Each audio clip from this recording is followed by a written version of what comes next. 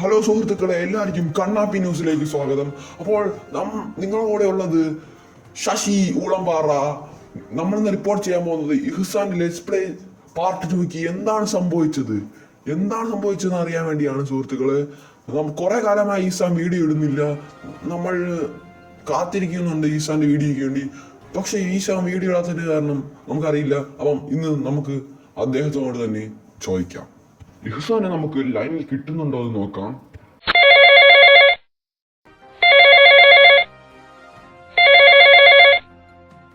Hello ഇഹ്സാൻ, കേൾക്കാൻ പറ്റുന്നുണ്ടോ? ഓ അതെ, കേൾക്കാം. എന്താണ് വിളിച്ചത്? നിങ്ങളുടെ ലെറ്റ്സ് പ്ലേയുടെ രണ്ടാമത്തെ എപ്പിസോഡിൽ എന്താണ് സംഭവിച്ചത് ഇഹ്സാൻ? കുറെ കാലമായല്ലോ, കാണാനില്ല. ഓ അതോ ശശി, ഞാനാണെങ്കിൽ എൻ്റെ സ്ക്രീൻ റെക്കോർഡ് ചതിച്ചതായിരുന്നു.